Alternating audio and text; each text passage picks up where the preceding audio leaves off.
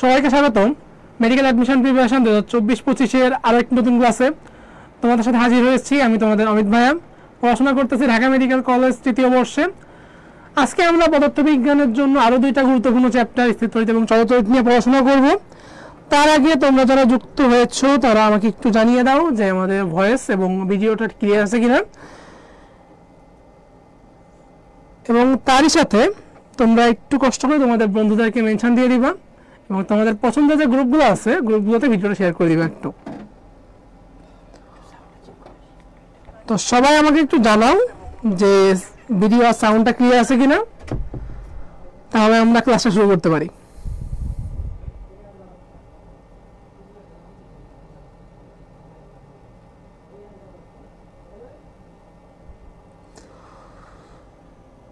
আচ্ছা, যারা সালাম দিচ্ছ আহসান হাবিব, আদাব, সবাই একটু কষ্ট করে জানাবো আমাকে যে সাউন্ড আর ভিডিওটা ক্লিয়ার আছে কিনা, তাহলে আমরা ক্লাসটা শুরু করে দিব। এবং তারই সাথে যারা যুক্ত হয়েছো তারা একটু কষ্ট করে তোমাদের বন্ধুদেরকে মেনশন দিয়ে দাও, তার সাথে কিন্তু ক্লাসটা শেয়ারও করে দিতে পারো। ক্লাসটা শেয়ার করলে আমরা অ্যাডমিশন প্রিপারেশনের বা অ্যাডমিশন টেস্টের একদম আগ মুহূর্তে ক্লাসটা আবার দেখে নিতে পারবো, আমাদের সকল কনফিউশন এখান থেকে ক্লিয়ার করতে পারবো। আচ্ছা,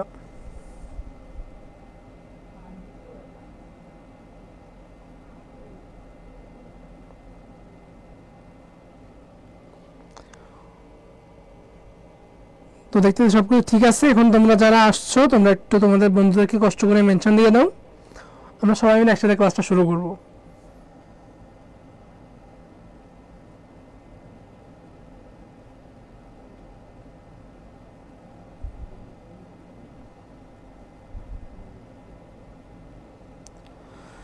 এবং তার সাথে যারা যারা যুক্ত হয়েছো তারা কে কোথা থেকে লাইভটা দেখতেছো এবং কে কোন কলেজ থেকে পড়াশোনা করছো সেটা একটু জানিয়ে দিও আমাকে।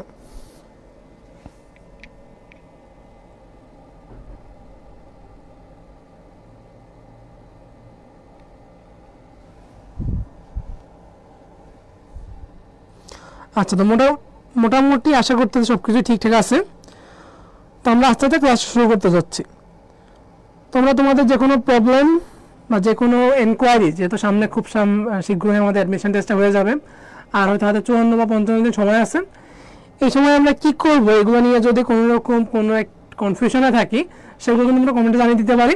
আমি ট্রাই করবো আমার দিক থেকে সর্বোচ্চ হেল্প করার জন্য। আচ্ছা, তো আমরা ক্লাসটা শুরু করতে যাচ্ছি।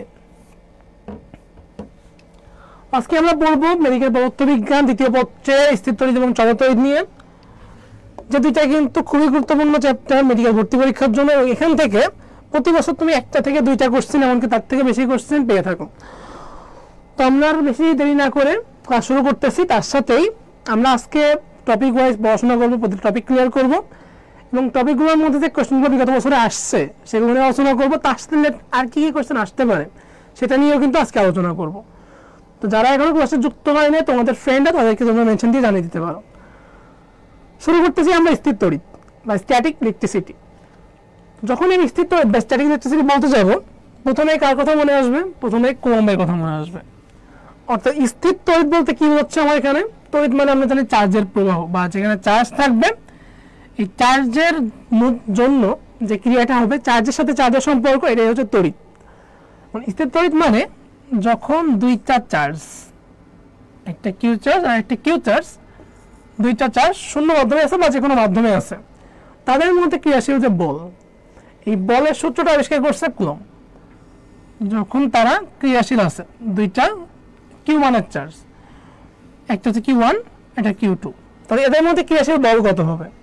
ক্রিয়াশীল বল হবে এই চার্জ দুইটার গুণফলের সমানুপাতিক। চার্জ দুইটার গুণফলের সমানুপাতিক। এদের মধ্যবর্তী দূরত্ব যদি ডি হয়, মধ্যবর্তী দূরত্বের বর্গের ব্যস্তানুপাতিক। তাহলে বললাম চার্জগুলোর গুণফলের সমানুপাতিক, মধ্যবর্তী দূরত্বের বর্গের ব্যস্তানুপাতিক। এবং আরেকটা কথা বলছে যে এই বলটা কোথায় কাজ করবে? বলটা কাজ করবে চার্জ দুইটার সংযোজক সরল রেখা বরাবর। তাহলে কুলম্বের সূত্র সম্পর্কে আমি তিনটা কথা বললাম। একটা হচ্ছে যদি দুইটা charge q one q two একটা মাধ্যমে কাজ করে, তাহলে সেই চার্জ দুইটার মধ্যবর্তী বল বা কুলম্বের বল চার্জ দুইটার গুণফলের সমানুপাতিক, তাদের মধ্যবর্তী দূরত্বের বর্গের ব্যস্তানুপাতিক। এবং বলটা কাজ করবে কোথায়? চার্জ দুইটার মধ্যবর্তী সরল রেখা বরাবর। আচ্ছা, এখন আমরা তো দুইটা কথায় কি বললাম, যে দুইটা সমানুপাতিক, অর্থাৎ বলটা হচ্ছে চার্জ দ্বয়ের গুণফল এবং মধ্যবর্তী দূরত্বের বর্গের ব্যস্তানুপাতিকের সমানুপাতিক। তাহলে এই সমানুপাতিক চিহ্ন তুলতে আমাদের কি লাগবে? এখন একটা ধ্রুবক লাগবে। সেই ধ্রুবকটা হচ্ছে 1/4 পাই এপসাইলন নট। যখন আমরা চার্জ দুইটাকে শূন্য মাধ্যমে ধরবো তখন এই বলের মানটা আসবে হচ্ছে, বা এই ধ্রুবকটার মান আসবে 1/4 পাই এপসাইলন নট। আচ্ছা, তো এইটাই ছিল কি আমাদের স্থির তড়িৎ দুইটা চার্জ যখন থাকবে শূন্য মাধ্যমে তখন তাদের মধ্যে ক্রিয়াশীল বল, তো ক্রিয়াশীল তড়িৎ বল। এই তড়িৎ বলটা সর্বপ্রথম আবিষ্কার করেন চার্লস অগাস্টিন ডি কুলম্ব। এই কুলম্বের নাম থেকে আসছে কুলম্বের সূত্র। তাহলে আমরা কি বললাম বা কুলম্ব কি বলছে আরেকবার দেখে নিই। নির্দিষ্ট মাধ্যমে দুইটা বিন্দু চার্জের মধ্যে ক্রিয়াশীল আকর্ষণ বা বিকর্ষণ বলের মান, কেমন হবে? চার্জ দুইটার গুণফলের সমানুপাতিক, মধ্যবর্তী দূরত্বের বর্গের ব্যস্তানুপাতিক। এই বলটা কোথায় কাজ করবে? চার্জ দুইটার সংযোজক রেখা বরাবর ক্রিয়াশীল হবে। শূন্য মাধ্যমে বলটার মান হচ্ছে 1/4 pi epsilon naught into Q1 Q2 by R square. অন্য যে কোনো মাধ্যমে তখন কিন্তু আমরা এপসাইলন নট নিব না, তখন কি নিব? শুধু এপসাইলন নিব, শুধু এপসাইলন যে এতবার বলতেছি, এপসাইলনটা কি আসলে? এই এপসাইলনটা হচ্ছে যে কোনো মাধ্যমে যখন দুইটা চার্জ যাবে তাদের মধ্যে যে ভেদন যোগ্যতা, চার্জের জন্য যে তড়িৎ ভেদন যোগ্যতা, এটাকেই বলি আমরা এপসাইলন। এপসাইলন মানে কি? ভেদন যোগ্যতা। এপসাইলন ভেদন যোগ্যতা, এটা একটা মান আছে, একক আছে, দুইটাই কিন্তু আমাদের পরীক্ষার জন্য খুবই ইম্পর্টেন্ট। তো এপসাইলনের এককটা হচ্ছে মোটামুটি আমরা সবাই জানি 8.854 10⁻⁻12। তোমরা একটু আমাকে জানাও তো এপসাইলন যেটা বললাম তড়িৎ ভেদন যোগ্যতা, এটা একক কি? তড়িৎ ভেদন যোগ্যতা এপসাইলন, এটার একক কি? সবাই আমাকে জানাও একটু। তড়িৎ ভেদন যোগ্যতা এপসাইলন, এটার একক কি তোমরা একটু জানাও আমাকে।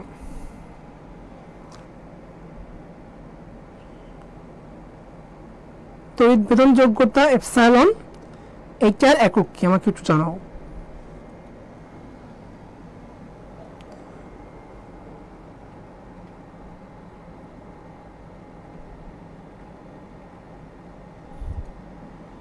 আচ্ছা, আমাদের ফারজানা খাতুন বলছে বগুড়া থেকে, দেশের প্রতিটা কোণা থেকে 56,000 বর্গমাইল থেকে আমরা এখানে যারা যুক্ত হচ্ছে তারা কি করতে গেছে এটা জানাই দিই আমাকে। এবং তার সাথে তোমাদের একটা প্রশ্ন করছি যে এপসাইলন যেটা বললাম তড়িৎ ভেদন যোগ্যতা, এই তড়িৎ ভেদন যোগ্যতার এককটা কি? আমাকে জানাই দাও সবাই একটু। আচ্ছা, তাহলে কুলম্বের বল নিয়ে বা আমাদের যে তড়িৎ বল, আকর্ষণ বা বিকর্ষণ বল, সেটা কেমন হবে সেটা সম্পর্কে আমরা জানলাম। এখন আমরা সামনের দিকে যাই একটু।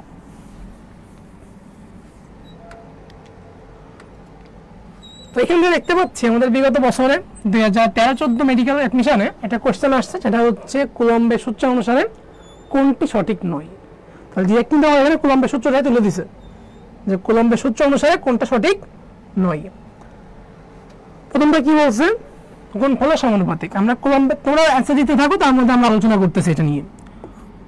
তো প্রথমটাই কি ছিল? যে কুলম্বের সূত্রটা হচ্ছে 1/4 pi epsilon naught Q1 Q2 by R square. দুটি বিন্দু চার্জ পরস্পরকে যে বল আকর্ষণ বা বিকর্ষণ করে তার চার্জ দ্বয়ের গুণফলের সমানুপাতিক, মধ্যবর্তী দূরত্বের বর্গের ব্যস্তানুপাতিক। গুণফলের সমানুপাতিক, মধ্যবর্তী দূরত্বের বর্গের ব্যস্তানুপাতিক। কোন বরাবর কাজ করবে? সেটা কাজ করবে চার্জ দ্বয়ের সংযোজক সরল রেখা বরাবর। তাহলে এটাও কিন্তু ঠিক আছে। তাহলে বলছে এখানে সঠিক নয় কোনটা? সঠিক নয় হচ্ছে মধ্যবর্তী দূরত্বের বর্গের অর্ধেকের, কখনোই অর্ধেকের ব্যস্তানুপাতিক না, বর্গের ব্যস্তানুপাতিক। তাহলে এটা সঠিক নয়। তো দেখি তোমরা কারা কারা সঠিক উত্তর দিচ্ছ এটা। সুরায়া সুলতানা জয়িতা বলছে ব্রাহ্মণবাড়িয়া থেকে। আচ্ছা, মোহাম্মদ সুলতানা জয়পুরহাট। আচ্ছা, আমরা এটা অ্যান্সার পাচ্ছি। সাবিরা বলছে ডি, শক্তি রয় ডি, সঞ্জিদা ইসলাম ডি, জান্নাত ইসলাম, সুরায়া সুলতানা তাসফিয়া, সাইমা, আহসান হাবিব সবাই বলছে ডি। সবাই আমরা এই কোশ্চেন সঠিক অ্যান্সার দিতে পারছি। তাহলে কি বললাম, যদি 2013-14 আমি মেডিকেল পরীক্ষা দিতাম তাহলে কিন্তু আমরা চান্স পেয়ে যাইতাম। দিন আগে যেহেতু আমরা 24-এ দিব, 24-এ এরকম কোশ্চেন আসলে আমরা অ্যান্সার দিয়ে চান্স পাইতে পারবো। আচ্ছা, তো এখানে আমরা কুলম্বের সূত্র থেকে আরো একটা কোশ্চেন পাচ্ছি যে আকর্ষণ বিকর্ষণ বল সংক্রান্ত নিচের কোন সমীকরণটা সঠিক নয়। ডেন্টাল 7-8 কোশ্চেন, আকর্ষণ বিকর্ষণ সম্পর্কিত নিচের কোনটি সঠিক নয়। আচ্ছা, এই যে আমরা কুলম্বের বল বললাম তোমাদেরকে, কুলম্বের বল নিয়ে কিন্তু আমাদের আর কয়েকটা রাশি আছে এর সাথে রিলেটেড। তার একটা হচ্ছে কুলম্বের বল নিয়ে আমাদের রাশিটা আছে, তার একটা হচ্ছে কুলম্বের বল যেটা আমরা বললাম F is equal to 1/4 pi epsilon naught into Q1 Q2 চার্জের গুণফল তাদের মধ্যবর্তী দূরত্বের বর্গের ব্যস্তানুপাতিক। আচ্ছা, এটা শূন্য মাধ্যমে, যখন অন্য কোনো মাধ্যমে হবে 1/4 পাই সেই মাধ্যমের ভেদনযোগ্যতা বা সেই মাধ্যমের প্রবেশ্যতা, সেই মাধ্যমের ভেদনযোগ্যতা ইন্টু চার্জের গুণফলের সমানুপাতিক দূরত্বের বর্গের ব্যস্তানুপাতিক। ওকে, এখন এখান থেকে আমরা যখন তড়িৎ বল নিয়ে আলোচনা করতে যাব আমাদের আরো দুটো রাশি আসবে। একটা হচ্ছে তড়িৎ বিভব, আরেকটা হচ্ছে তড়িৎ প্রাবল্য। তড়িৎ বিভব এইটা রাশিমালা আমরা জানি 1/4 pi epsilon into Q by R, Q by R এটা বিন্দু চার্জের জন্য, একক চার্জের জন্য। আরেকটা রাশি আছে আমাদের তড়িৎ প্রাবল্য, এটা হচ্ছে 1/4 pi epsilon naught into Q by R square. এখন আমরা যখন বল দেখতে পাচ্ছি, বল এবং আমরা যদি প্রাবল্যের মধ্যে সম্পর্ক দেখতে চাই, একটা পার্থক্য কি এখানে, বলের ক্ষেত্রে দুইটা চার্জ আছে, কুলম্বে প্রাবল্যের ক্ষেত্রে চার্জ কয়টা, চার্জ হচ্ছে একটা। তাহলে আমরা যদি এখন একক চার্জের জন্য বল নির্ণয় করতে চাই সেটা হচ্ছে আমাদের প্রাবল্য। যদি কিউ পরিমাণ চার্জের জন্য বল নির্ণয় করতে যাই কিউ ই, তাহলে এটাও কিন্তু আমাদের কুলম্বের সূত্র থেকে আরেকটা সমীকরণ। তাহলে এখানে কি বলছে, কোন সমীকরণটা সঠিক নয়, এটা আমরা পাইছি কুলম্বের সূত্র থেকে শূন্য মাধ্যমের সমীকরণ, শূন্য মাধ্যম ব্যতীত অন্য যে কোনো মাধ্যমের সমীকরণ। এটা হচ্ছে যখন তড়িৎ প্রাবল্য নির্ণয় করতে যাব, তাহলে সঠিক নয় কোনটা, সঠিক নয় হচ্ছে আমাদের ডি নাম্বার। যারা এখানে সঠিক ডি নাম্বার অ্যান্সার দিয়েছে সবাই সঠিক উত্তর দিচ্ছ।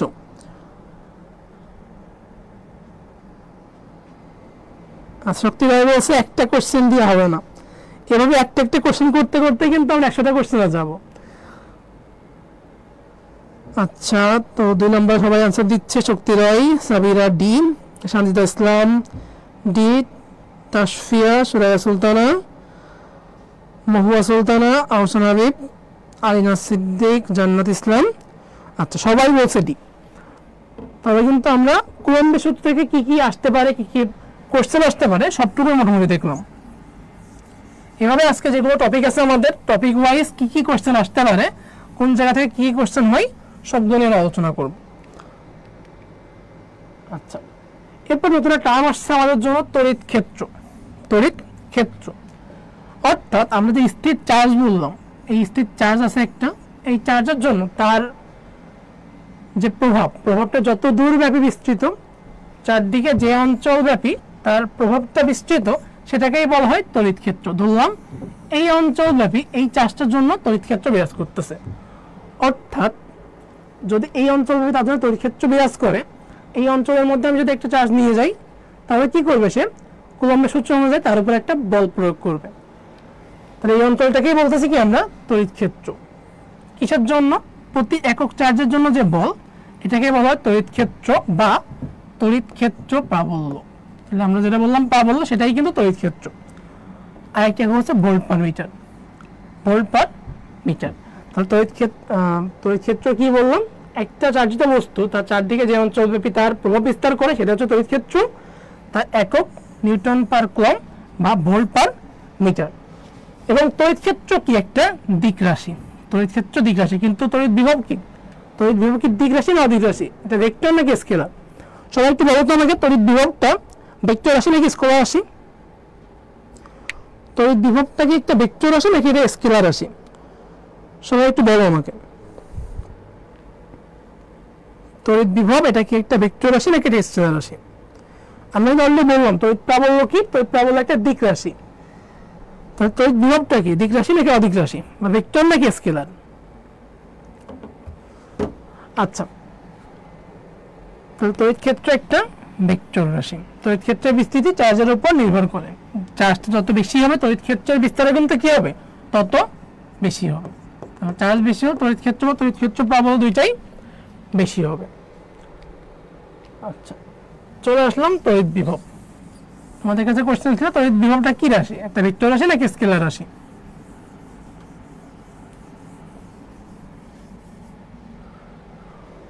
তড়িৎ বিভব কি, অসীম দূরত্ব হতে একক ধনাত্মক চার্জকে যদি আমরা বৈদ্যুতিক ক্ষেত্রে কোনো বিন্দুতে আনতে যাই তাহলে যে কাজ সম্পন্ন হয়।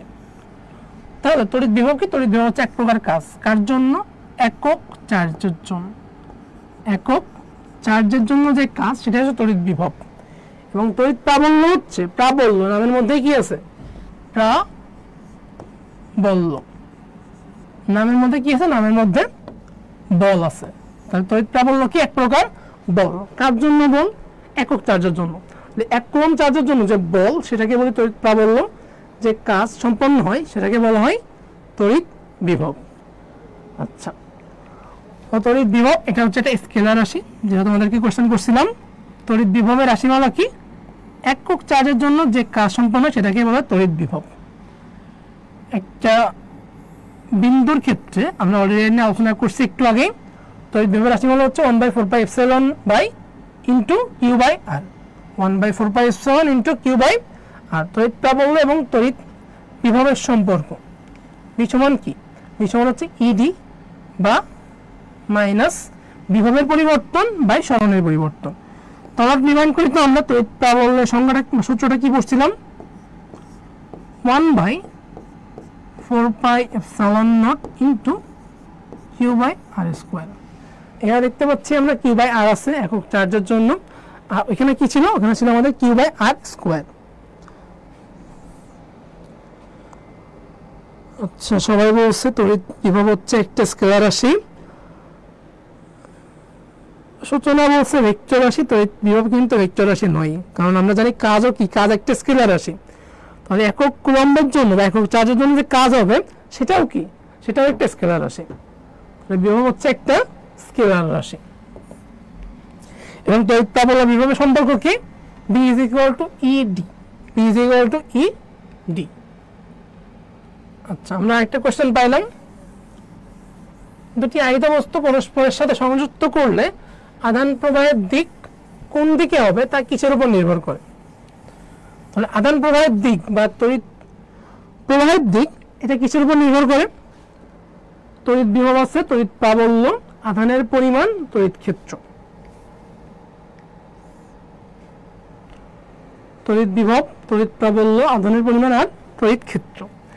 আচ্ছা, এখন যদি আমরা মনে করি যে আমার এখানে একটা কি আছে, এখানে একটা চার্জ আছে যেটা Q1, আমি এটাকে কি করলাম, Q2 যে চার্জ তার সাথে কি করলাম, একটা পরিবাহীর মাধ্যমে যুক্ত করলাম।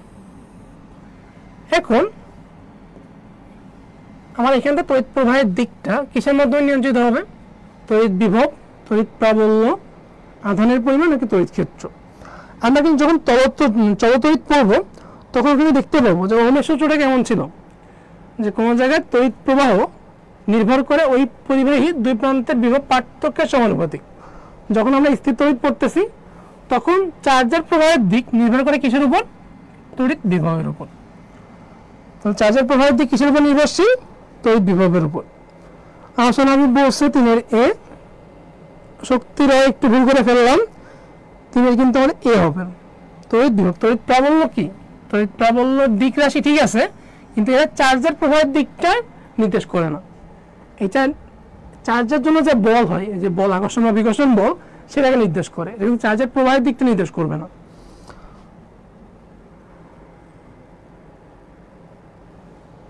আচ্ছা, এটাও মেডিকেল অ্যাডমিশন 2023-24 কোশ্চেন।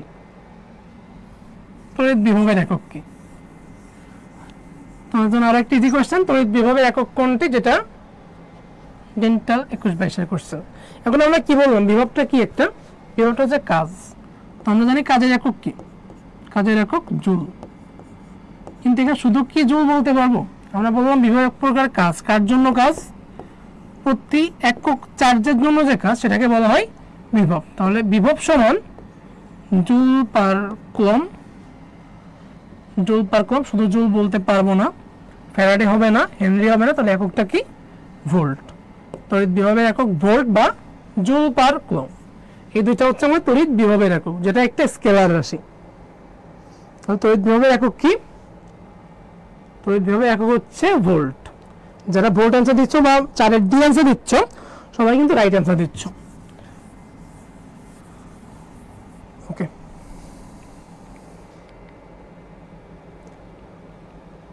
তড়িৎ প্রাবল্য। প্রাবল্য কি বলে? এক প্রকার বল। তাহলে বলের একক কি? বলের একক নিউটন। কার জন্য? একক চার্জের জন্য, তার মানে 1 নিউটন পার কুলম্ব। প্রাবল্য এক প্রকার বল, বল মানে নিউটন, কার জন্য? একক চার্জের জন্য, অর্থাৎ নিউটন পার কুলম্ব। তাহলে তড়িৎ প্রাবল্যের একক হচ্ছে ভোল্ট পার মিটার বা নিউটন পার কুলম্ব। গাণিতিক সমীকরণ আমরা বারবারই বলে আসতেছি, এটা আধানে এখন ব্যাখ্যা করার প্রয়োজন নাই। আধান ঘনত্ব এবং তড়িৎ প্রাবল্যের মধ্যে সম্পর্ক হচ্ছে প্রাবল্য সমান আধান ঘনত্ব ডিভাইড বাই এপসাইলন নট। আমাদের এই জিনিসগুলো কিন্তু ভর্তি পরীক্ষায় কিভাবে আসে তোমাকে একটু আগে আমি দেখাইলাম। কুলম্বের সূত্রের জন্য সমীকরণটা সঠিক নয়। কোন সমীকরণটা সঠিক নয়? তেমনি আমাদের যে এই সমীকরণগুলো আছে এগুলো কি করবে? পরীক্ষায় দিয়ে দিবে, দিয়ে বলবে কোনটা সঠিক নয়। এই জন্যই কিন্তু আমাদের এই সূত্রগুলো আছে, যেগুলো এই সূত্রগুলো আমাদের খুব সুন্দরভাবে পড়তে হবে। আমাদের বোর্ড বইয়ের, যেটা আমরা ইসাক স্যারের বইটা সাধারণত মেডিকেলের জন্য বেশি প্রেফার করি, তপন স্যারের বইটা পড়তে বলা হয়। তো এই বইগুলোর মধ্যে যে সূত্রগুলো আছে, সূত্রগুলো কিন্তু আমাদেরকে একটু ভালোভাবে সলভ করতে হবে এবং খুব সুন্দরভাবে দেখে রাখতে হবে। আচ্ছা, তো 4 দাগে সবাই দিয়ে দিচ্ছ। শক্তি রয়, আতিয়া সামজিদা, তাসফিয়া, সাইমা, জান্নাত ইসলাম, কামরুন নাহার, সাবিরা, সূচনা, আহসান হাবিব, সবাই দিয়ে দিচ্ছ। আচ্ছা, তো আমাদের সামনে অ্যাডমিশন টেস্ট, আমরা যেটার জন্য এত কষ্ট সামনে এগিয়ে যাচ্ছি, অ্যাডমিশন টেস্ট এখনো তোমাদের কাছে প্রায় 2 মাস মতো, 2 মাসের 5-6 দিন মতো কম আছে। তো যারা এখনো পর্যন্ত তোমরা তোমাদের স্বপ্নটাকে ছোঁয়ার চেষ্টা করতেছো, পুরোপুরি এখনো পর্যন্ত ডেডিকেটেড না, তাদের জন্য কিন্তু এখন হিউজ টাইম আছে। তো যারা এখনো সময় নষ্ট করতেছো, পড়াশোনা থেকে দূরে আসো, যদি চিন্তা করো যে অ্যাডমিশন টেস্টের পরে যখন রেজাল্ট পাওয়া যাবে তখন আমার ফ্রেন্ডরা একটা ভালো মেডিকেল চান্স পাচ্ছে, তাদের অবস্থা কেমন হবে, আমি যদি এখন টাইমটাকে হারাই আমার অবস্থাটা কেমন হবে। তো এইটা করে আমি আশা করব তোমরা এখানে যারা আসছো কেউই তোমরা নিজেদের সময়টাকে নষ্ট করবে না, নিজেদের এই মূল্যবান সময়টাকে তোমরা খেলাই হারাবো না। আচ্ছা, তো বৈদ্যুতিক প্রাবল্যের ক্ষেত্রে কোনটা সত্য? আবার কিন্তু সত্য মিথ্যায় চলে আসলাম। কোনটা সত্য? যেটা MBBS 96-97% ইহা চার্জের পরিমাণের উপর নির্ভর করে না, সত্য বলছেন। আমরা জানি কি যে প্রাবল্যটা কি? একক চার্জের জন্য যে বল। প্রাবল্য কি? একক চার্জের জন্য যে বল, অর্থাৎ চার্জ যেটাই হোক আমার কিন্তু এটার উপর কি করতেছে না, চার্জের পরিমাণের উপর প্রাবল্য নির্ভর করতেছে না। আচ্ছা, দূরত্ব বাড়লে প্রাবল্য বাড়ে। দূরত্ব বাড়লে প্রাবল্য বাড়ে। দূরত্ব বাড়লে কি প্রাবল্য বাড়বে না কমবে? দূরত্ব বাড়লে প্রাবল্য বাড়বে নাকি কমবে? আমরা প্রাবল্য সমান জানি 1/4 pi epsilon naught into Q by R square. আমি যখন আর এর মান বাড়াই বা দূরত্ব বাড়াই তাহলে কি আমার প্রাবল্য বাড়বে নাকি কমবে? দূরত্ব বাড়াইলে প্রাবল্যটাও কমে যাবে। তাহলে দূরত্ব বাড়লে প্রাবল্য বাড়ে, তো সঠিক নয়। প্রাবল্যের একক কি? প্রাবল্যের একক কি? স্টেট। প্রাবল্যের একক কি? এটা বললাম একটা বল, কার জন্য? একক কুলম্ব চার্জের জন্য, নিউটন পার কুলম্ব। এটা হচ্ছে আমাদের প্রাবল্যের একক। তো সঠিক কোনটা? সঠিক হচ্ছে এ একটি দিক রাশি। তো এই প্রাবল্য কি? একটা দিক রাশি বা ভেক্টর রাশি। তো এই প্রাবল্য একটা দিক বা ভেক্টর রাশি। আচ্ছা, তো এখন বলো তো একটা ফাঁপা পরিবাহীর মধ্যে তড়িৎ প্রাবল্য কত হবে? আমরা একটু কনফিউজিং হয়ে যায় যখন আমাকে এরকম ফাঁপা পরিবাহী দেওয়া হয়, তখন তার মধ্যে বিভব আর প্রাবল্য কোনটার মানটা কেমন হবে? একটা ফাঁপা পরিবাহীর ভিতর তড়িৎ প্রাবল্য বা বিভবের মান কেমন হবে।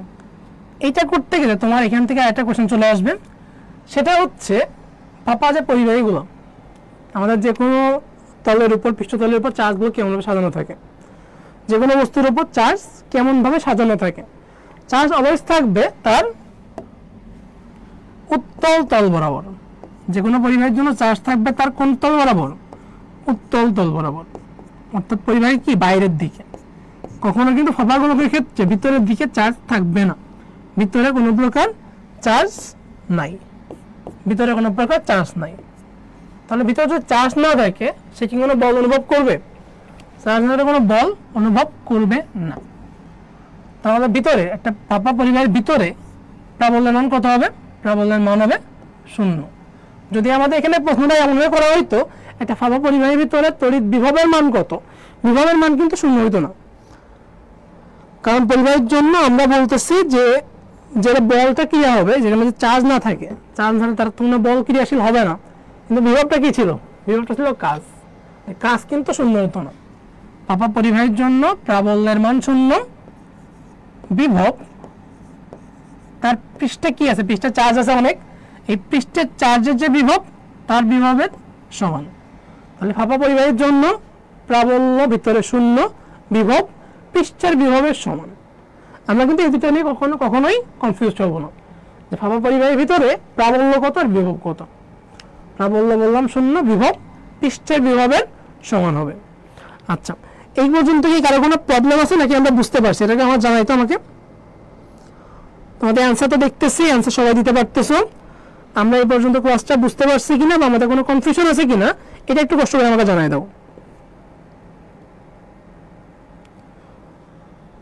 আমরা এই পর্যন্ত যারা ক্লাসে আছি তাদের কোনো প্রবলেম আছে কিনা বা তাদের বুঝতে প্রবলেম হচ্ছে কিনা এটা আমাকে একটু জানাই দাও কষ্ট করে।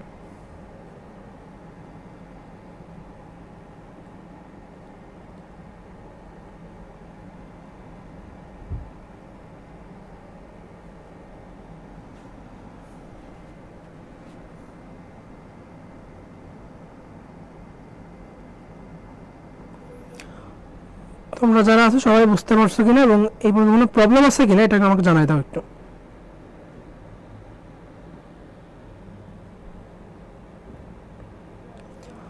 আচ্ছা, সবাই লিখছে ক্লিয়ার, মোহাম্মদ সুলতান লিখছে বুঝছি, তাসফিয়া লিখছে বুঝছি।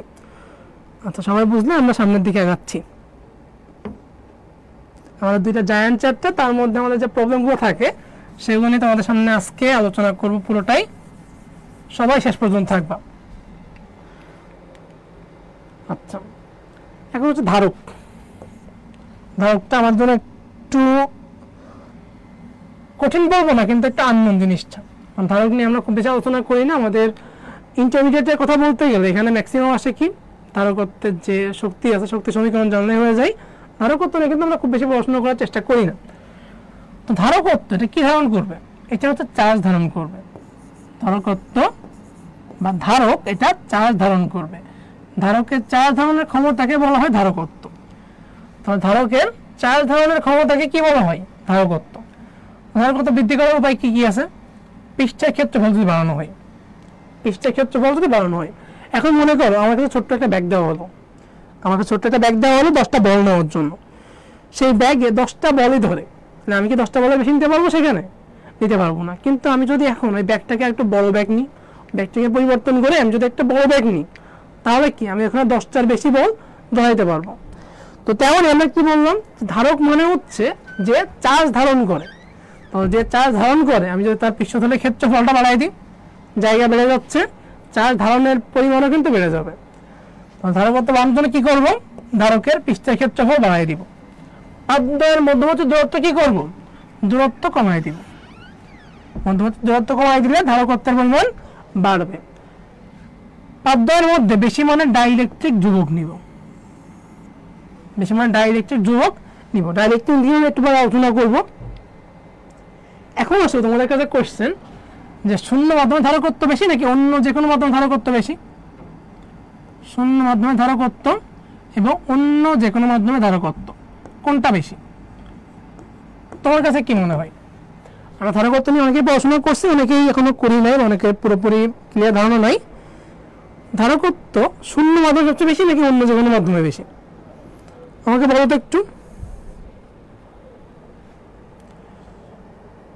ধারকত্বটা শূন্য মাধ্যমে বেশি নাকি অন্য যে কোনো মাধ্যমে শূন্য মাধ্যমের তুলনায় বেশি?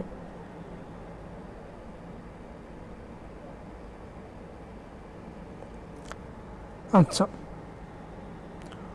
ধারকত্ব শূন্য মাধ্যমে। এখন আমি যদি একটা নর্মালভাবে বলতে চাই শূন্য মাধ্যমে আমার কাছে কি আছে? কোনো কিছুই নাই। ধারকত্ব বা চার্জ হওয়ার জন্য কোনো কিছুই নাই। তাহলে যেখানে কোনো কিছু নাই সেখানে বেশি ধরতে পারবো না কম ধরতে পারবো? সেখানে নিশ্চয়ই কম ধরতে পারবো। তাহলে বেশি ধরতে পারবো কোথায়? যেখানে অন্য কিছু আছে বা অন্য যে কোনো মাধ্যমে। তাহলে অন্য যে কোনো মাধ্যমে ধারকত্বের পরিমাণ বেশি, শূন্য মাধ্যমে ধারকত্বের পরিমাণ কম। আচ্ছা, ধারকের ব্যবহার কোথায় কোথায় করি আমরা? টেলিগ্রাফ, টেলিফোন, বেতার গ্রাহক যন্ত্রে, বৈদ্যুতিক বর্তনীতে, চার্জিং এবং ডিসচার্জিং এর জন্য, স্পন্দকে এবং কম্পিউটার কিবোর্ডে, বৈদ্যুতিক পাখাকে জোরে ঘোরানোর জন্য, বৈদ্যুতিক বর্তনীতে, ফ্ল্যাশ ফটোগ্রাফিতে, বিবর্ধক যন্ত্রে, কাপলিং এর কাজে, ফিল্টার সার্কিট এবং চার্জ সঞ্চিত করতে। ধারকত্বটাই বললাম যে চার্জ সঞ্চিত করে। তো এইসবের জন্য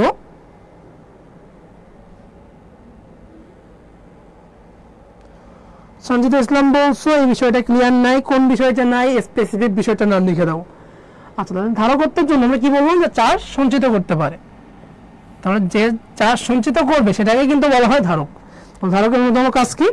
সে চার্জ সঞ্চিত করতে পারে। তো ধারকের শক্তির সমীকরণ কি? একটা ধারক সে যে চার্জ ধারণ করবে, ধারণ করার জন্য তার শক্তির সমীকরণটা কি? শক্তির সমীকরণ বেশ কয়েকটা সমীকরণ শক্তির জন্য। একটা হচ্ছে যদি আমরা সেখানে কিউ পরিমাণ চার্জ নিই, ধারকের ধারকত্ব সি হয় এবং সেই পরিবাহী বা যেটা আমরা নিব, যে ধারক নিব তার বিভব যদি ভি হয়, তাহলে ধারকত্বের জন্য শক্তির সমীকরণ হচ্ছে U is equal to half q square by C is equal to half. আমরা কি করব? চার্জ সমান কিউ সমান মনে রাখবো সিভি। কিউ সমান কি? সিভি। তাহলে এখান থেকে আমাদের আসতেছে সিভি স্কোয়ার। একটা হচ্ছে কিউ স্কোয়ার বাই সি বললাম, যখন আমরা কিউ এর মানটা সিভি বসাবো তখন আসবে হাফ সিভি স্কোয়ার, এবং আরেকটা মান আছে হাফ কিউ ভি। তাহলে এখান থেকে কোনটা কোনটা আমাদের অপশনে দেওয়া আছে? অপশনে দেওয়া আছে half q square by C, এটা ঠিক আছে। Half q by C square এটা কিন্তু ঠিক নাই, কিউ স্কোয়ার বাই সি হইতো। হাফ সিভি স্কোয়ার এটাও ঠিক আছে, হাফ কিউ ভি এটাও ঠিক আছে। তাহলে ঠিক নয় কোনটা? বি নম্বর। শক্তির ধারকত্বের শক্তির জন্য সমীকরণ 9 কোনটা? সমীকরণ 9 হচ্ছে সি নাম্বার।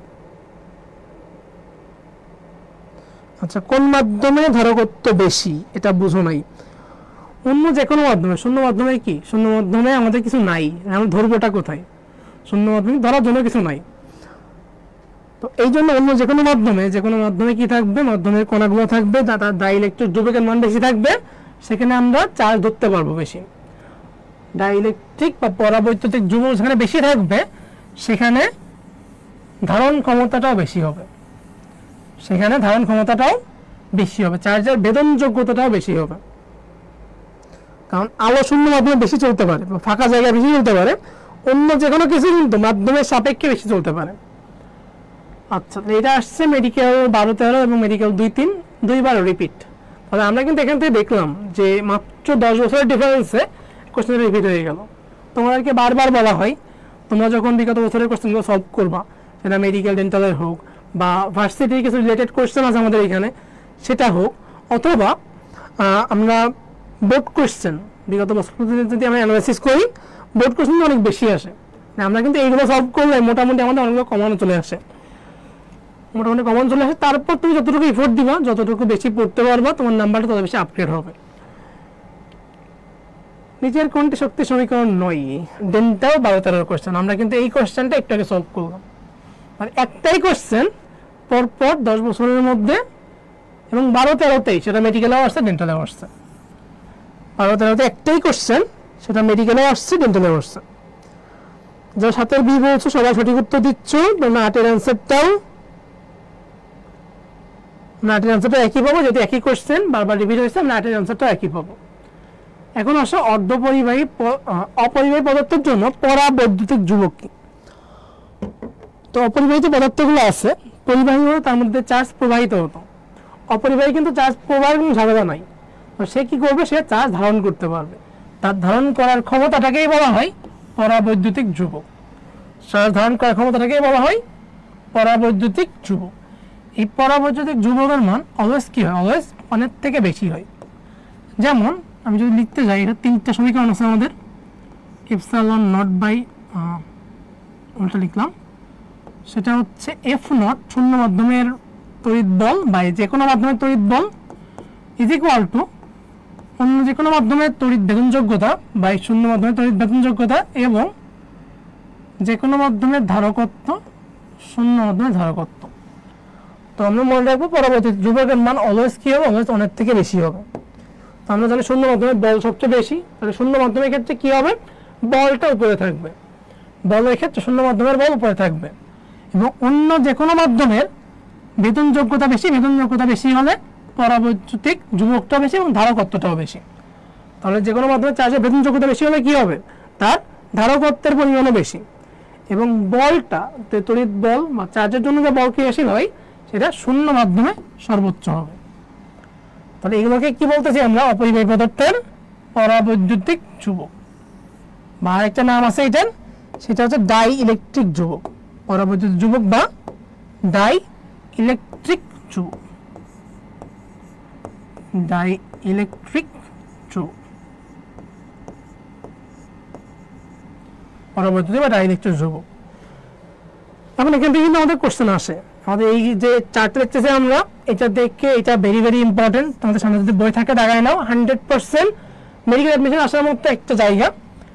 তো আমরা এটা মুখস্থ করে ফেলবো। এখন কিভাবে মুখস্থ করবো, একটু কনসেন্ট্রেশন দিলেই আমরা এখন এই চারটা মুখস্থ করে ফেলবো।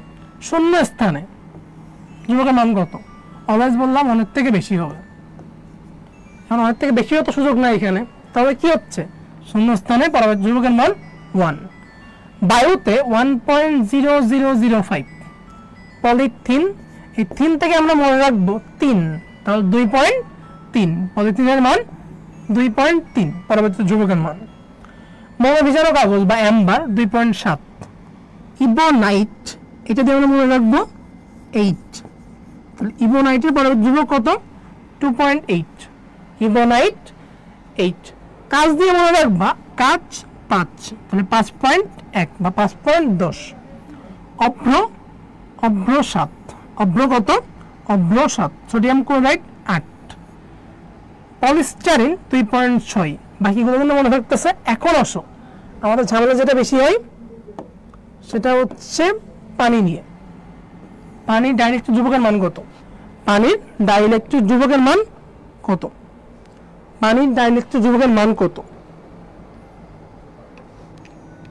পানির ডাইইলেকট্রিক ধ্রুবকের মান এখানে আমরা দেখতে পাচ্ছি 80, অনেক জায়গায় তোমরা অনেক বইতে কি দেখতে পাবা, এটার মান হচ্ছে 20, আমাদের কয়েকটা বইতে 80 দেওয়া, কয়েকটা বইতে মান 20 দেওয়া। এখন আমরা কোনটা নিব, তোমরা যদি এটা একটু অনলাইনে সার্চ দিতে চাও, সার্চলে দেখতে পাবা এটার মান আসতেছে অলমোস্ট 78 বা 80-এর কাছাকাছি। এবং অন্যান্য বই যতগুলো বইতে আমাদের ডিফারেন্স দেখা গেছে, ম্যাক্সিমাম জায়গায় কিন্তু পাওয়া গেছে ডাইরেক্ট ধ্রুবকের মানটা 80। তো আমরা এটা 80 দিয়ে মনে রাখবো, এটা 80 দিয়ে মনে রাখবো। যদি কখনো আমাদের অপশনে 80 না থাকে তখন আমরা 20-এর দিকে যাব, মান 80 থাকলে তুমি এটা 80 দিয়ে মনে রাখবে। আচ্ছা, সাবিরা বলছে পানিতে 20 হবে, এটাই তো বললাম, যখন আমাদের অপশনে 80 থাকবে না তখন আমরা 20-এর দিকে যাব, 80 থাকলে 80-কে আমরা প্রায়োরিটি দিব। সোয়া সুলতানা বলছে নাইট মানে 8, ঠিক আছে, এটা দিয়ে আমরা মনে রাখতে পারবো। ওকে, তাহলে আমরা মোটামুটি কিন্তু এটা মুখস্থ করে ফেলতে পারছি। তোমরা একটু কমেন্টে জানাও তো আমাকে যে চারটা এখন মুখস্থ হয়েছে কিনা, সবাই চারটা মুখস্থ করে ফেলতে পারছো কিনা আমাকে একটু জানাও। আচ্ছা, গুহ স্যারের বইতে 80.4 দেওয়া, আমাদের হাজার স্যারের বইতে কিন্তু এই মানটা 80 দেওয়া। তোমরা যারা আসো এখন, তোমরা চারটা মুখস্থ করে ফেলতে পারছো কিনা এখনই, এটা একটু জানাও আমাকে, কারণ এই চারটা আমাদের জন্য এই ভর্তি পরীক্ষার জন্য খুবই ইম্পর্টেন্ট। এখান থেকে এটা কোশ্চেন আসতে পারে, সুতরাং চার্জটা আমরা মুখস্থ করে ফেলতে পারছি কিনা আমাকে জানাও একটু।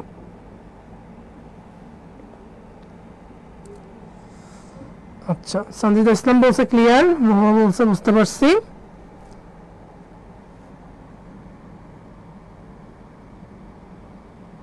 শূন্য মাধ্যমে 78.5, বায়ু মাধ্যমে 80। ঠিক আছে, তাহলে কিন্তু আমরা মানটা কোথায় পাচ্ছি? মানটা 80-র কাছাকাছি পাচ্ছি। এভারেজ বলতে গেলে আমরা পানির ডাইইলেকট্রিক ধ্রুবক 80টা দেখাবো আগে। যদি কোনো কারণে অপশানে 80 না থাকে তখন তুমি 20-এর দিকে যাবো। আচ্ছা, তাহলে আমরা বুঝতে পারছি এটা আমাদের মুখস্থ হয়ে গেছে।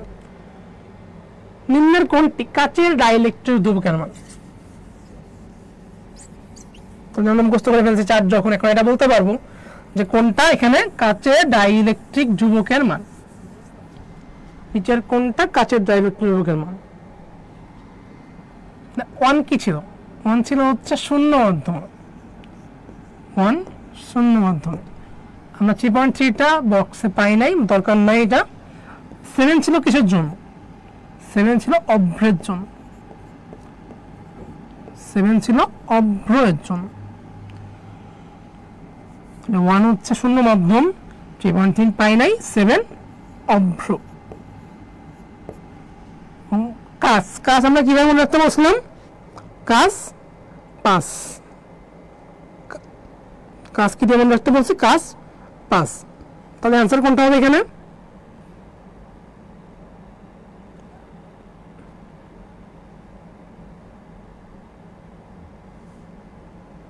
তাহলে অ্যান্সার হবে কাজ 5, মানে 5.10 বা 5.1, যেটা দিয়ে আমরা মনে রাখি। তাহলে আমাদের 9 টাকার অ্যান্সার হচ্ছে 9C।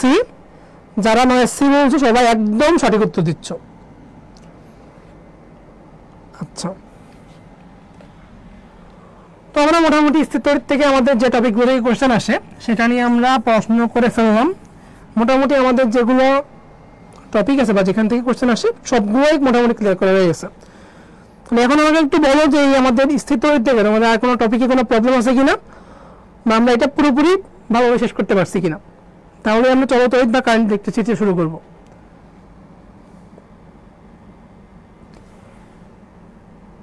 আমরা স্থির তড়িৎটা পুরোপুরি বুঝতে পারছি কিনা বা পুরোপুরি মনে রাখতে পারবো কিনা এটা একটু তোমরা আমাকে জানাও। আমরা পুরোপুরি বুঝছি বা পুরোপুরি ক্লিয়ার, তাহলে আমরা পরবর্তী চ্যাপ্টারটা শুরু করব।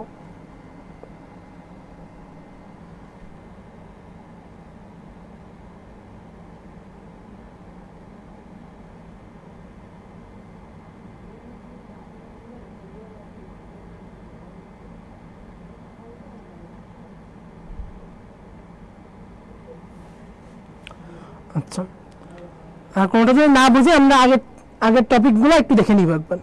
আমরা ভিডিওটা পরে আরেকবার রিভিউ করে দেখে নিব। এখন হচ্ছে চলতড়িৎ। চলতড়িৎ বলতে গেলে প্রথমে আমাদের কি আসবে? চলতড়িৎ বলতে আমরা কি বুঝি? তড়িৎ বা চার্জের প্রবাহ। একটু আগে আমরা দেখলাম কি? একটু আগে আমরা দেখলাম স্থির চার্জ, এখন দেখব চার্জের প্রবাহ। তাহলে একটা পরিবাহী বরাবর চার্জ যখন প্রবাহিত হবে এটাকেই বলা হবে চলতড়িৎ। চার্জ যখন প্রবাহিত হয় তখন তাকে বলা হবে কি? চলতড়িৎ। এখন একটা পরিবাহীর মধ্য দিয়ে যখন চার্জ প্রবাহিত হয় তখন কি হয়? এই পরিবাহীও কিন্তু তাকে একটা বাধা দেওয়ার চেষ্টা করবে। তো পরিবাহীর যে বাধা চার্জের প্রতি বা তড়িতের প্রতি, এটাকে বলা হয় রোধ। তাহলে যখন তড়িৎ বা চার্জ একটা পরিবাহীর মধ্য দিয়ে চলাচলের চেষ্টা করবে সেখানে কি করবে? সে বাধা পাবে। এই বাধাটাকে কি বলা হয়? বাধাটাকে বলা হয় রোধ। এবং তড়িৎ প্রবাহটা কেন হচ্ছে? তড়িৎ প্রবাহ হচ্ছে দুই প্রান্তের বিভব পার্থক্যের জন্য। আমরা বিগত চ্যাপ্টারেই পড়ে আসছি এটা, যে বিভব পার্থক্যের জন্যই চার্জের প্রবাহ ঘটে বা তড়িৎ প্রবাহ ঘটে। তাহলে আমরা রোধ দিয়ে শুরু করতেছি। রোধটা কি?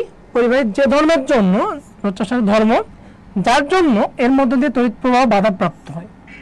তড়িৎ প্রবাহ বাধাপ্রাপ্ত হয় যে ধর্মের জন্য, সেটাকে কি বলা হয়? সেটাকেই রোধ বলা হয়। সেটাকে বলা হয় রোধ। এই রোধের মান কিসের উপর নির্ভর করে? রোধের মান 4টা জিনিসের উপর নির্ভর করে। একটা হচ্ছে পরিবাহীর দৈর্ঘ্য, প্রস্তুতস্থিতির ক্ষেত্রফল, তাপমাত্রা এবং পরিবাহীর উপাদান। মানে কিসের উপর নির্ভর করে? সবাই একটু আমাকে কমেন্ট করে জানাও তো যে পরিবাহীর রোধ কিসের উপর নির্ভর করে। সেটা পরিবাহীর দৈর্ঘ্যের উপর নির্ভর করে, প্রস্তুতস্থিতির ক্ষেত্রফলের উপর নির্ভর করে, তাপমাত্রার উপর নির্ভর করে এবং উপাদানের উপর নির্ভর করে। তাহলে রোধ নির্ভর করে কিসের উপর? দৈর্ঘ্যের উপর, পরিবাহীর প্রস্তুতস্থিতির ক্ষেত্রফলের উপর, তাপমাত্রা পরিমাণ উপাদানের উপর। এটা রোধটা বললাম, এই রোধটা কি সর্বসাকুল্যে একটা পরিবাহীর উপর, এই রোধটা সর্বসাকুল্যে একটা পরিবাহীর উপর যে বাধা দানকারী বল সেটাকে আমরা বলি বাধা দানকারী ধর্ম, সেটা হচ্ছে রোধ। তো রোধের একটা সূত্র আছে, একটা পরিবাহীর উপর যখন রোধটা ক্রিয়া করতেছে তার কয়টা সূত্র আছে, তার 3টা সূত্র আছে। একটা হচ্ছে দৈর্ঘ্যের সূত্র। দৈর্ঘ্যের সূত্রটা কি, যে তাপমাত্রা এবং উপাদান স্থির থাকে পরিবাহীর রোধ তার দৈর্ঘ্যের সমানুপাতিক। তাপমাত্রা উপাদান এবং প্রস্থচ্ছেদের ক্ষেত্রফল যখন স্থির থাকবে। দ্বিতীয় হচ্ছে প্রস্থচ্ছেদের সূত্র, তাপমাত্রা উপাদান এবং দৈর্ঘ্য স্থির থাকলে পরিবাহীর রোধ তার প্রস্থচ্ছেদের ক্ষেত্রফলের ব্যস্তানুপাতিক। এই ক্ষেত্রফলটাকে আমরা যদি ব্যাসার্ধ দিয়ে প্রকাশ করতে যাই ব্যাসার্ধের বর্গের ব্যস্তানুপাতিক, কারণ ক্ষেত্রফল একটা গোলাকার পরিবাহীর জন্য বা গোলাকার তারের জন্য আমরা জানি ক্ষেত্রফল সমান পাই আর স্কোয়ার। তাহলে একটা গোলাকার তড়িৎ পরিবাহীর জন্য তার ক্ষেত্রফলের সূত্র কি, এ সমান পাই আর স্কোয়ার। তাহলে রোধ যদি ক্ষেত্রফলের ব্যস্তানুপাতিক হয় সেটা কি হবে, ব্যাসার্ধের বর্গের ব্যস্তানুপাতিক। এবং উপাদানের সূত্র যদি তাপমাত্রা দৈর্ঘ্য প্রস্থচ্ছেদের ক্ষেত্রফল 3টা স্থির থাকে তাহলে ভিন্ন পরিবাহীর ক্ষেত্রে রোধ ভিন্ন হবে, ভিন্ন পরিবাহীর ক্ষেত্রে রোধ ভিন্ন হবে। এটাকে বলা হয় আপেক্ষিক। আচ্ছা,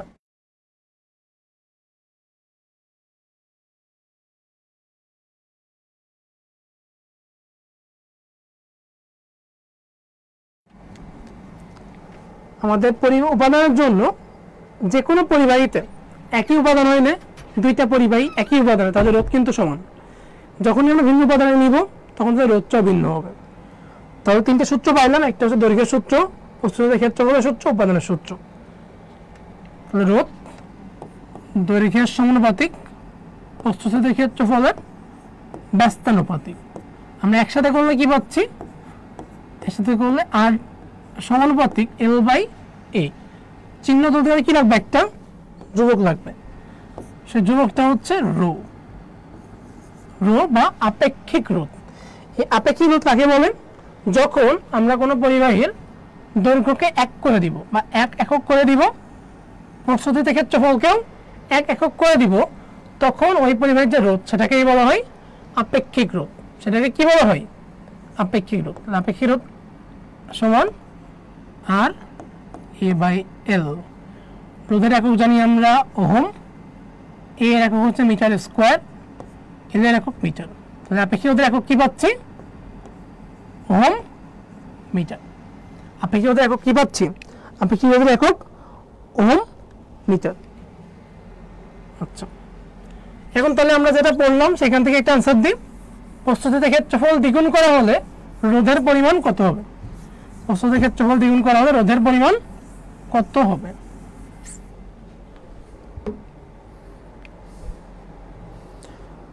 আমরা যদি প্রস্থচ্ছেদের ক্ষেত্রফলটা দ্বিগুণ করি তাহলে রোধের পরিমাণটা কি হবে। আচ্ছা, আসলে আমি বলছি ফুল সিলেবাসের অধ্যায়গুলো মনে থাকে না, কি করব, কোন সাবজেক্টে, সেটা কি আমাদের ইন্ডিভিজুয়াল কোন সাবজেক্ট নাকি সবগুলো মিলেই মনে থাকে না। শক্তি রয় বলছে অ্যাডমিশন ফুল সিলেবাসে হবে, অ্যাডমিশন ফুল সিলেবাসে হওয়ার সম্ভাবনাই বেশি। আমরা বিগত যত বছর কোশ্চেন দেখছি তোমাদের আগে থেকে কিন্তু আরো 3টা বছরের শর্ট সিলেবাস চলে গেছে। তো 3 বছর যখন শর্ট সিলেবাস ছিল তাদের পরীক্ষা কিন্তু ফুল সিলেবাসে হয়েছে, তো তোমাদেরও ফুল সিলেবাসে হওয়ার সম্ভাবনাটা সবচেয়ে বেশি।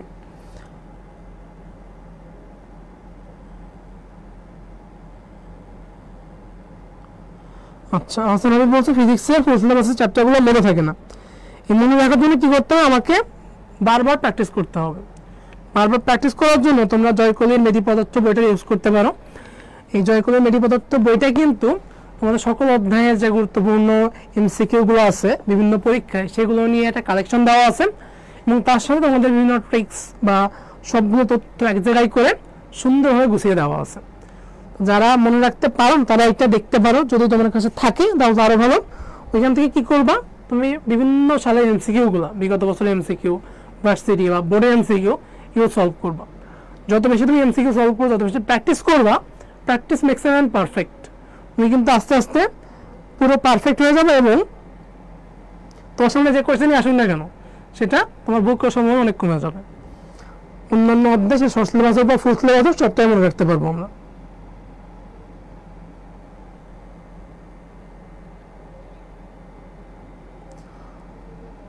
আচ্ছা, তো অ্যান্সার পাচ্ছি 10-এর সি বলছো।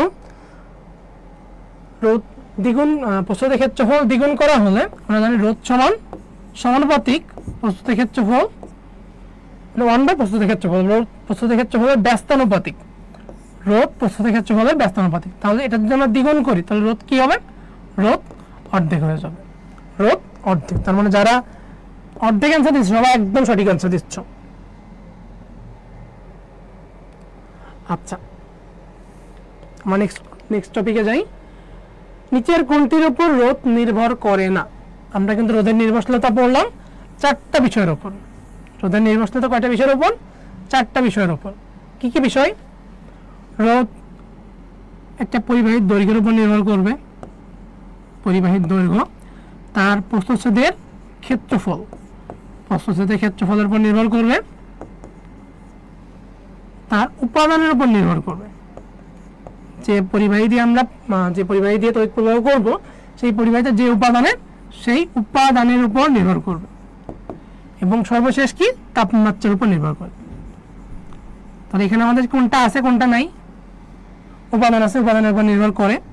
প্রস্থচ্ছেদের ক্ষেত্রফলের উপর নির্ভর করে, পরিবাহকের দৈর্ঘ্যের উপর নির্ভর করে। নির্ভর করে না কিসের উপর?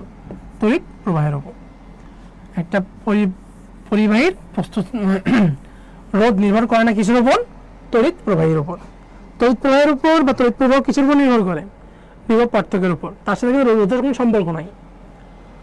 একটা পরিবাহীর জন্য তার যে তড়িৎ প্রবাহ সেটা নির্ভর করে বিভব পার্থক্যের উপর, এর সাথে রোধের কোনো সম্পর্ক নাই।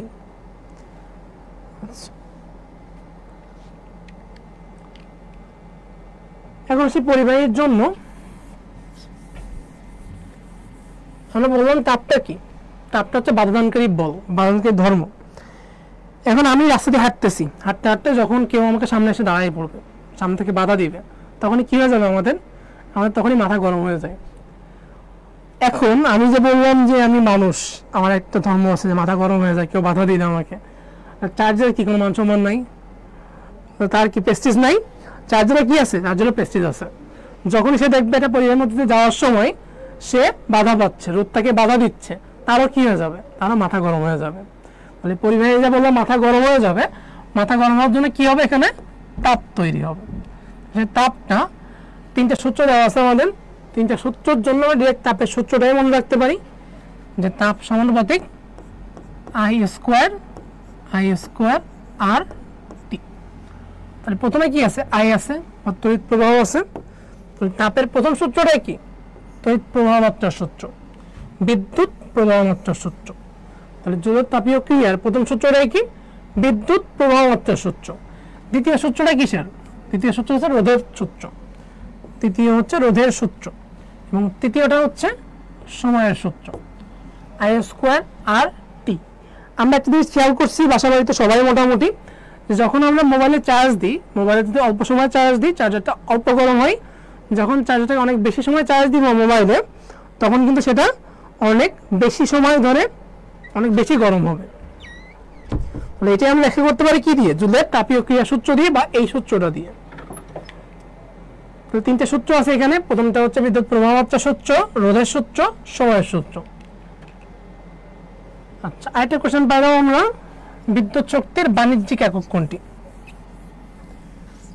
আমরা অপশনগুলো দেখতে পাচ্ছি, জুল বা কিলোওয়াট ঘন্টা, কিলোওয়াট সেকেন্ড, এই 3টাই কিন্তু বিদ্যুৎ শক্তির একক। আমাদেরকে প্রশ্ন করছে কি যে বাণিজ্যিক একক কোনটা? তাহলে এই 3টাই কি? 3টাই বিদ্যুৎ শক্তির একক। 3টে শক্তির একক, 3টাই হচ্ছে শক্তির একক।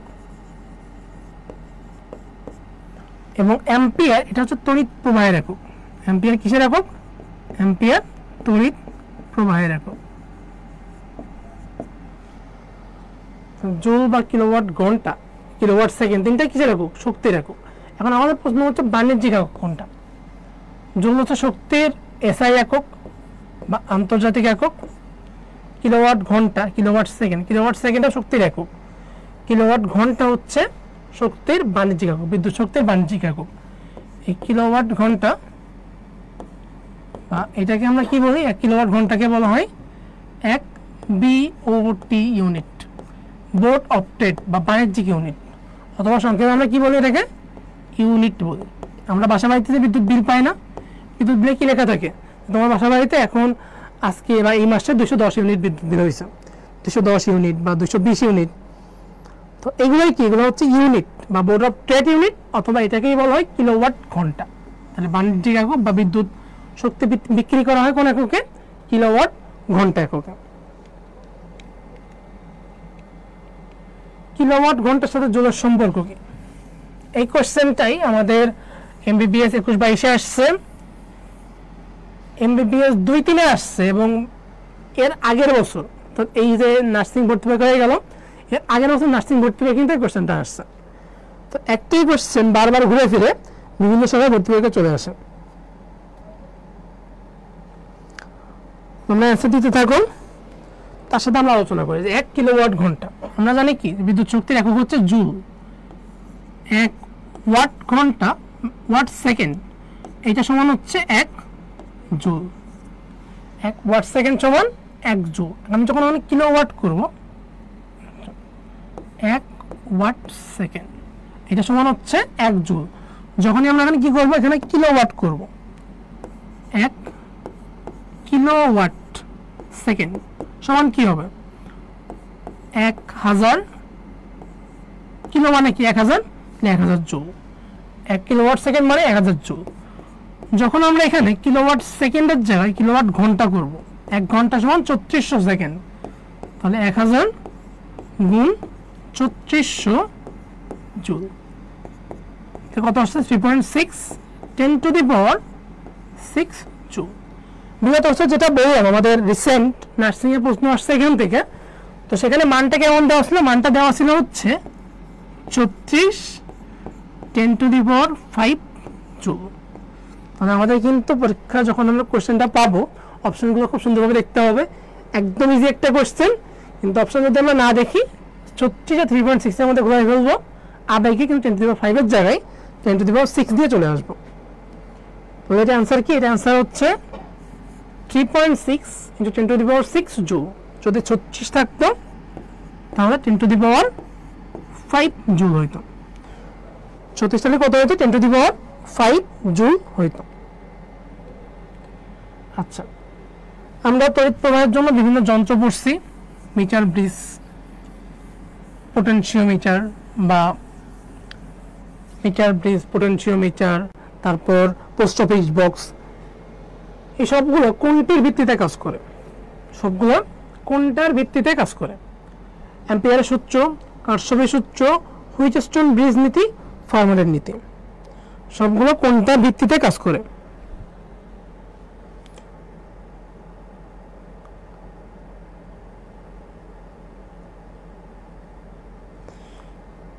এই যে আমাদের মিটার ব্রিজ, এটা কোনটার ভিত্তিতে কাজ করে, আমরা মোটামুটি সূত্রগুলো সবাই পরিচিত, অ্যাম্পিয়ারের সূত্র, তারপর কারশফের সূত্র, হুইটস্টোন ব্রিজ, সবগুলোর সাথে কিন্তু পরিচিত। এখন সবাই একটু আমাকে বলো যেটা কোনটার ভিত্তিতে কাজ করে।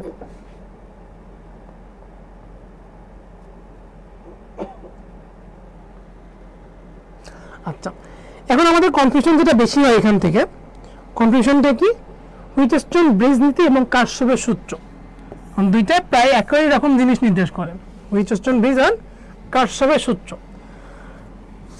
তো আমরা যখন সর্বপ্রথম কোন যন্ত্র নিয়ে কাজ করতে যাই বা বিভিন্ন যন্ত্রের মধ্যে যে সম্পর্কটা করি, সেটা হচ্ছে বিভব পার্থক্য বা তড়িৎচালক বল যন্ত্রের, তার তড়িৎ প্রবাহ এবং রোধ, এই তিনটার মধ্যে সম্পর্ক করি। সর্বপ্রথম সম্পর্কটা আসছে হচ্ছে কারশফের সূত্র থেকে। যে কারশফের সূত্র কয়টা ছিল, দুইটা সূত্র ছিল।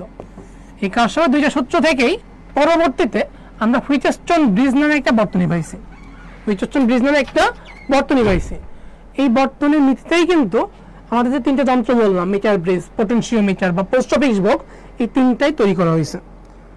তাহলে অ্যান্সার কোনটা, এখানে অ্যান্সার হচ্ছে 14C।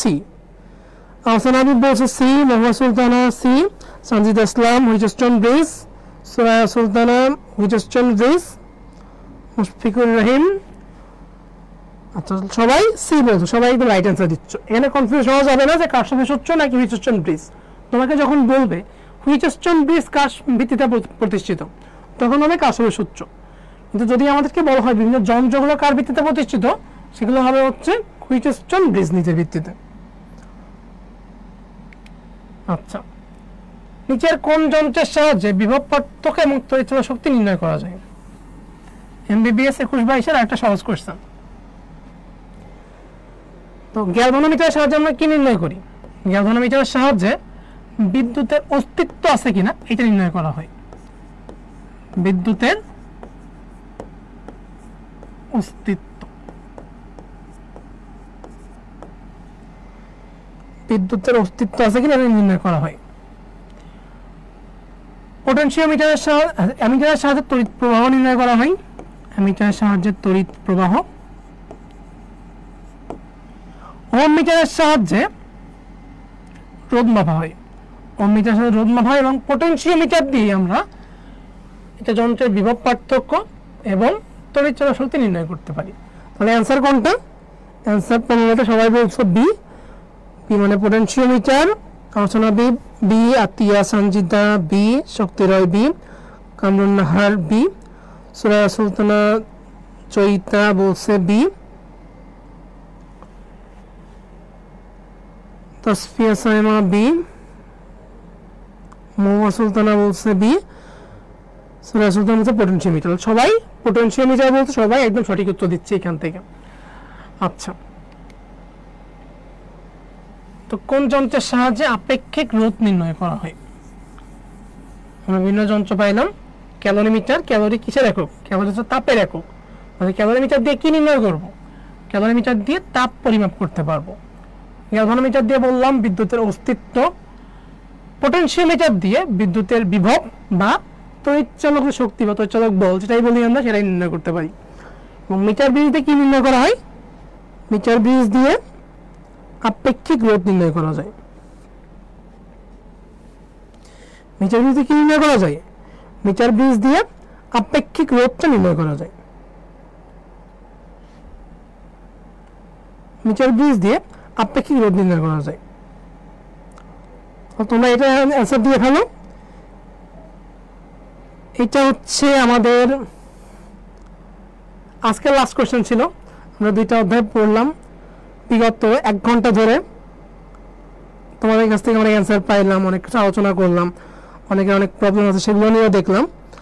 এছাড়াও যদি কারো কোনো প্রবলেম থাকে সেই প্রবলেমগুলো তোমরা কমেন্টে জানিয়ে দিতে পারো, আমাকে জানিয়ে দিতে পারো। চেষ্টা করব নেক্সট ক্লাসে বা তোমাদের কমেন্টে তোমাদের অ্যান্সারগুলো দিয়ে দেওয়ার। এবং আগামীতে খুব শীঘ্রই হয়তো তোমাদের সাথে আবার দেখা হবে। তার আগে তোমরা একটু বলে ফেলো যে আমাদের এই যে আজকে 2টা চ্যাপ্টার পড়লাম আমরা, এখান থেকে বিগত বছরের যে প্রশ্নগুলো আসছে সেগুলো বুঝতে আমাদের কোনো প্রবলেম আছে কিনা, বা আমরা এই ক্লাসটা পুরোপুরি বুঝতে পারছি কিনা। যদি কেউ কিছুটা না বুঝে থাকি বা কিছুটা মিস করে গেছে, তোমরা ভিডিওটা আরেকবার দেখে নিবা, ক্লাসটা আরেকবার রিভাইন্ড করে নিবা। কোনো প্রবলেম থাকলে সেটাই আমাকে কমেন্ট করে জানাবো।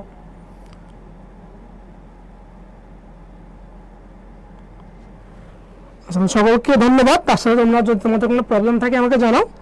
আমরা ক্লাসটা আজকে এই পর্যন্ত শেষ করে দিচ্ছি।